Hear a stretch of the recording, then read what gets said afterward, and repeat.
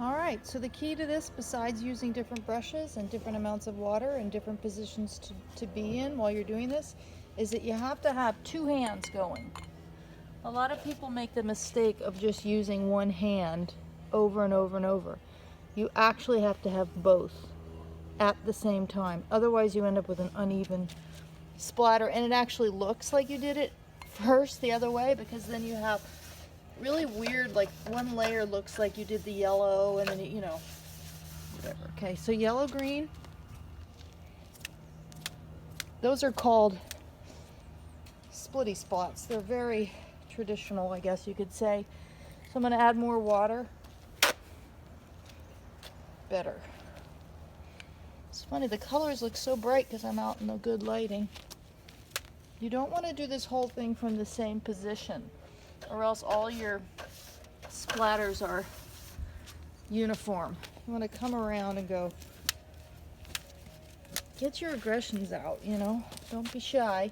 You can also take just plain water and throw it on there. I'm going to use a different brush because that other one wasn't producing what I wanted. Now I'm adding more water for different saturation. Walk around this. Put it on the wall. And the problem with the wall, it drips a little, but you can do that for a little bit. What you're doing here is nuancing the surface. This is uneven right now. I feel like the purple, the red violet is not cooperating. It's too much in the center. So you got time. Main thing is to have it be expressive.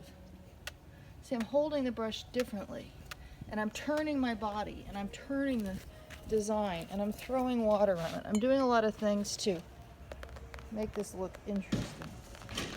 This looks interesting now, because see how I'm breaking it up with the water? Now I'm going to use this brush with more water. Don't mix the colors together. You want to keep the colors distinct. Whoops, I didn't mean to do that. That's not yellow green. Now I'm using a little more paint. Now I feel like I need more. I'm going to use a smaller brush now, and I'm going to use a little more pigment. I'm going to come around, and you don't want to overdo it, but you also don't want to underdo it. Let it decide where it's going to go. Don't try to control completely where everything is. Now for me, it's a little bit too dark, and I don't have any purple over there. We go.